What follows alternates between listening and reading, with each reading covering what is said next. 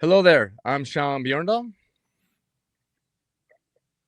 And I'm Jesse McCullough. and welcome to the second episode of Dispensing Leadership with RPH Ally and Drug Topics. And if you caught the first episode, we dove into philosophy, and kind of Jess was teaching us about philosophy. I'm still working out mine, but I think it was a good topic that we're going to keep going on. So, Jess, can you give us some more insights on philosophy? I would love to do that, Sean. If it's all right with you, I think what I'd like to do is I'd like to share three philosophies that I have around working in groups or working with teams, because I think most of us find ourselves in that situation, right? We find ourselves working on a team, having people around us, and we want to do the best that we can, right? We want to do the best that we can. So I have three philosophies that I'll share with you today. The first one that I would share with you, I believe, is actually an old African proverb. And it goes something like this: it's if you want to go fast, go alone. But if you want to go far, go together. Right. And I have found that philosophy is so helpful. It is so helpful, and it's such a call for us to be working together as a team. Now, not everybody shares that philosophy, right? There's some people who become very impatient and will become frustrated, but there is something very, very powerful about going along together. And I have found that there are some people who get impatient and they want to run on ahead, or they want to go and sort of do their own thing. And what I've also found with that is that there are a lot of people that they'll go alone, but what they'll do is they'll go nowhere fast. And I don't know if that's resonates with you at all, if you've ever seen something like that, because I know you've served on a number of different teams. But have you seen perhaps this principle in action? 100%. I mean, this goes back to like just me and my entrepreneurial journey. And back in 2020, launching RPH Ally, I was a lone soldier for a long time, Hmm. right?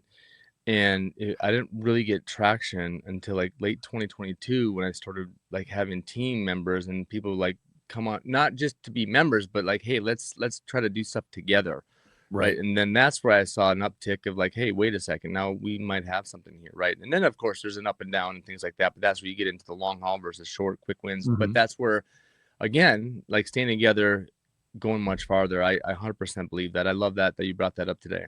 Yeah, I'm not that I have a background in any type of rowing, but if you think of yourself in a rowboat, you might be able to go pretty fast on your own. But if you had a bunch of people and they're rowing together, man, you guys have the ability to go much further and to do that much longer than just doing that on your own. So it's just I have found that that's a good call for teamwork, and that's a philosophy that I didn't have early on. I actually worked with some pharmacists. Sean, do you happen to? I don't know. You're probably not old enough to remember this. I'm of the generation where Saturday mornings were dominated by Bugs Bunny cartoons. Did you ever watch Bugs Bunny cartoons when Oh you were a yeah, I kid? watch Bugs Bunny. Absolutely.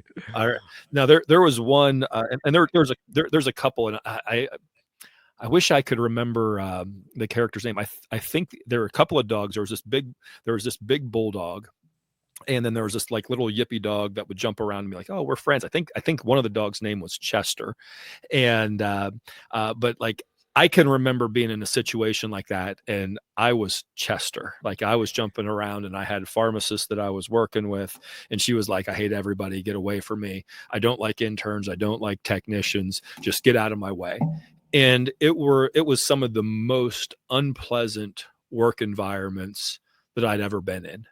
Right. There's too much good work out there that needs to be done. And we just need to understand that, and we need to be going together to make that happen. So the first philosophy, especially around groups and teams, is if you want to go fast, go alone. If you want to go far, go together. The second philosophy that I would give you around teams is this, and it's that none of us is as smart as all of us. And this one was so helpful for me because what I would find in, especially in team work, stuff that we're doing as a team, there'd be some people that would be more vocal, and there would be some people who would sort of shrink to the background. And something that I learned along the way, now this may be intuitive to a lot of our listeners here, but something that became obvious to me is that those people who shied away, they often had some of the best insights. They had some of the best perspectives. And I had to learn to honor and to bring those voices out at the table because they made us so much better.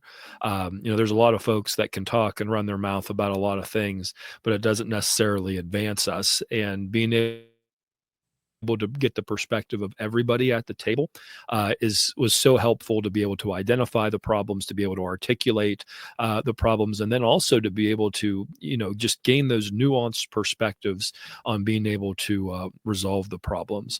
Now, have you ever? Now, I would be hard pressed to believe that this would be you, Sean, but have you ever been in a meeting where you've seen somebody sort of like shrink back or in the environment where you've seen somebody shrink back, and you just know deep down inside that this person has an answer. I used to shrink back all the time. Like when I had a role where I stepped into a leadership role, and I was a fish out of water, Mm-hmm. and we're talking when I was working for the big bad PBMs, right, in the big mail order operation. And there was here it was I was in 500 people, right, in this and I know like in a caveat, a lot of independent listeners will be listening to this, and I am team independent now. Mm-hmm. I have a lot of making up to do, and I'm sorry, but anyways, to finish on with the story, um I used to just like sit on calls and not say a thing, right? Just because I was like, you're on the calls of these SVPs and these, all of Mm-hmm. a sudden the chief medical officer gets on, and it's like, okay, I'm just not gonna say anything, right? And I remember one of my teammates called me out. She was doing a site visit because she was from Indiana, and we ended up being great friends. But and all of a sudden, like I'm just like talking to you, just all these great ideas, chatting. And she's like, "Who is this guy that doesn't Mm-hmm. talk on calls, but all of a sudden has all these great ideas that nobody wanted to tap into me because I was so new? Like I was just trying to lay the landscape." Mm-hmm. Right. So that's just kind of one of those things where, yeah, absolutely. Like, but nobody ever wanted to say like, "Hey, Sean, do you have any ideas? What are your thoughts?" Or even if they're too bashful to speak, like maybe figure out a way to get their insights not in front of everybody, right? Maybe that's a way to do that as well. I don't know. Yeah, there's something to it, right? Because there's some people just aren't real comfortable in those scenarios, but that doesn't mean that they don't have just wildly valuable information to be able to share with the group. Right. There's some people that just, and I'd probably put myself in this category. Like you don't want to be called out on the spot, Yeah. for the answer. But something that I have found is that I have learned to read the room and to sort of be able to judge by body language, where you can see somebody shifts or moves or leans back or leans forward, and you just know that they have something inside of them that needs to come out, and it's going to add value to everybody around the project, whatever the objective may be. And to make sure that we at least give the opportunity for those things to be heard. Right. That's been so important. And sometimes it's a question. It may not necessarily be an answer, but it may be a question or a perspective that just gets us to take a breath and reframe, and perhaps come back just a little bit stronger with what we're doing there. So that's the second thing, is to recognize that when you're on the team, everybody on the team brings something valuable to the table. None of us is as smart as all of us. So And that's the second. on that one Yeah. too, I think, like, so we have a lot of, people in pharmacy who have a lot of great ideas and who think it should be done a certain way, right? Mhm. And this goes back to what we were talking about last time as far as co-opetition, right? Mhm. Cooperating and collaborating with other people in the industry, I think could be really valuable. Because remember, the big machine we're fighting, owns all of healthcare, right? And if you want to survive, you might need to rely on some of your colleagues with great ideas, great products, great solutions, whatever it is. Be like, hey, wait a second, let's see if we can team up and tackle this, whatever it is, right? Whether you're an independent Mhm. or a consultant or whatever it is in your what you're doing. I just think like that, you know, well, that's kind of combining both the first and the Mhm. second that you just talked about, right? It's combining going further together, but also at the same time, like, hey, like my ideas might be great, but I'm not thinking about all of this over here and not taking these into account. And that could be like, kill me right out of the gate. It could be shoot it dead right out of the gate, right? So, anyways, that's just kind of, No, I don't know if you and I have talked about this before, but I'll start by and I'll ask you this question. Um, do you and or your kids like watching the Marvel movies? no. Okay. All right. This Sorry, this got sorry. I mean, awkward. when Marvel became like Star Wars, I was like, okay, I'm done. All Okay. right. All right. Well, so obviously to the listeners, we put a lot of a great deal of preparation and rehearsal into these into these podcasts to have these awkward situations. But uh, there's a scene.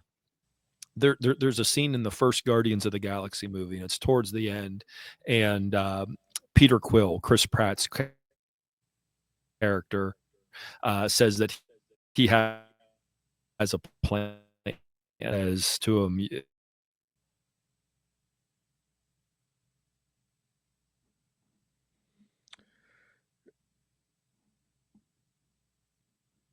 Hey, Jess, are you there?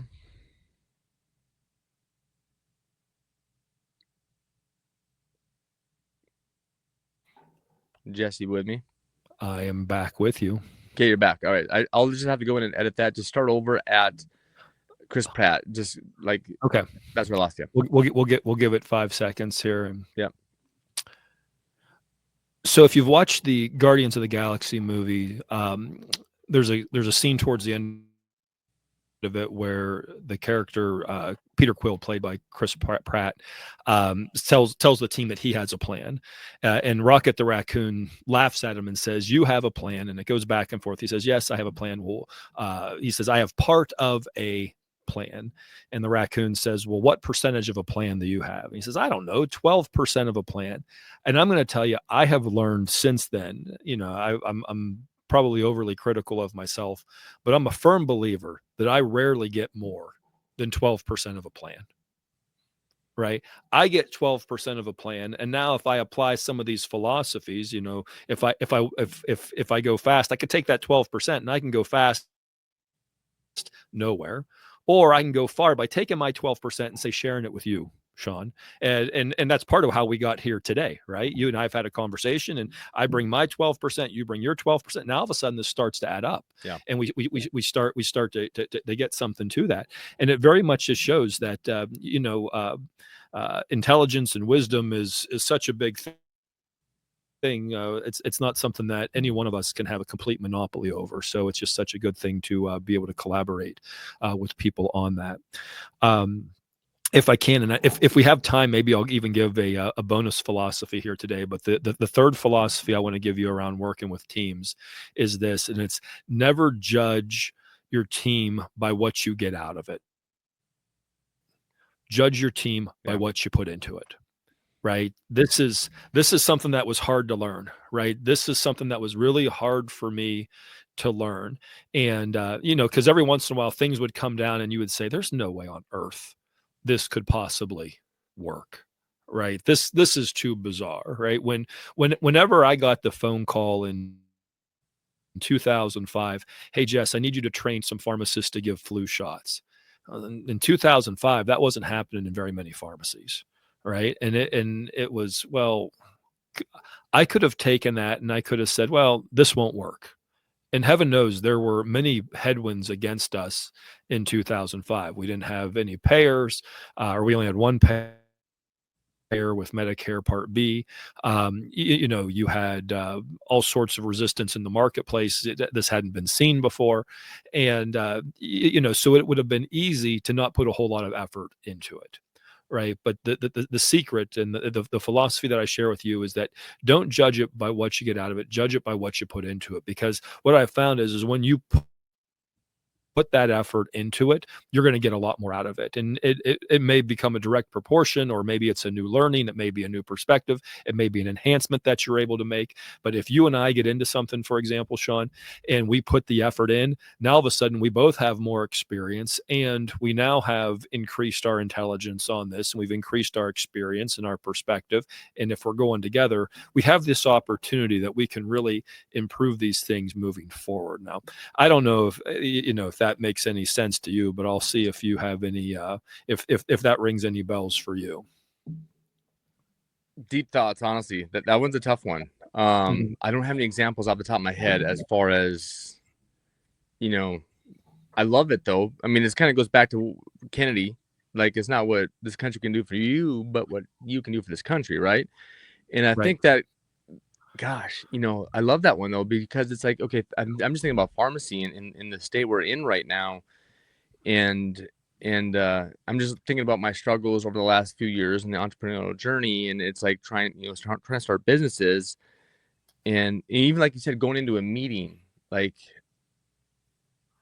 going into a meeting, it's not about like what you get out of that meeting. Like most of my meetings when I'm connecting with people, it if I just go into it as like, hey, I'm gonna meet somebody as a connection and just be myself, like those are like the best meetings ever.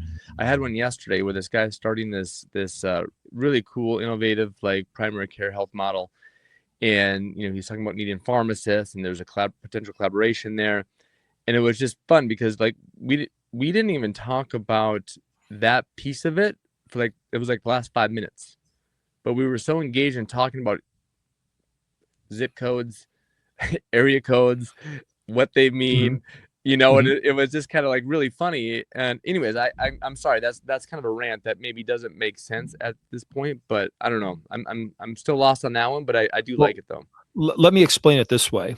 I um I was at a conference, and I sat down. It was a circular table, right? You sit down, and it was like everybody was playing blackjack. You got there, everybody pulled out their business cards, and they just started shuffling them around the table. And there was a gentleman there who came and he sat down, and he said, "You all just wasted your cards." And I was like, "What? Like this is what you do." When you go to a conference, you network, right? It's you come back and you say, "Hey, I picked up 30 new business cards, or I distributed 50 business, whatever your number are, right?" There was something on my desk, and this isn't all of them, but I have a fan amount here. I've got all these business cards that I've picked up from various conferences over the years. Now I could go through these business cards, and I could find a bunch of names, and I will tell you, I have no idea who this person is. I have no idea who this person is. I have no idea who the and it's not what you get out. What I got out of it was a bunch of business cards. What this guy would go on to say is, he said, when you sit down at the table, the number one thing you want to do is you want to add value to the conversation. That's what makes you memorable, and that's what makes somebody appreciate the card that you have. Yeah. And I hadn't thought of it before. I went to the next table. I still dealt the cards out. I still accepted all the cards, but I have this whole stack of cards that serves as a reminder that you have to put something into it to get something out of it, Yeah. right? You just don't pick that up. So that's a key thing. Now That's good. I tease this. I don't know if we have enough No, we time, don't have enough Sean. time. We're gonna save that for the next episode Oh, because you're gonna I have to mean come this is back. You're gonna yeah, have to come back. this is good. I mean honestly, I think this is philosophy. Diving into this is good. Let's do a quick recap because we need a call to action on still. We're gonna like people are gonna need to think about this, think about their philosophies, how they need to level up their philosophies, upgrade them if you will, right? To recap today, it was just give the three Yeah. off the top of your head. No, Number one, if you want to go fast, go alone. If you want to go far, go together. So as a team, you want everybody going together. Number two, none of us is as smart as all of us, right? You want to gain the perspectives of everybody at the table. And the third philosophy that I bring to you is never judge a group or the effort that you're in by what you get out of it. Judge it by what you put into it. Like that, that we can talk about the law of cause and effect at some point, because that really is to be in compliance with that law. But those are three philosophies that have been very helpful for me. Yeah, I don't know if those aren't your philosophies. Let me ask you. I would give you this call to action. I would give you this challenge. Is there one of those that you would be willing to try? Right now, some of them you may say, hey, I hadn't really thought of it, but yeah, I kind of buy into that one. Yeah, I subscribe to that one. I would encourage you to give one of those things a try. Look at how you can pull more people into the conversation.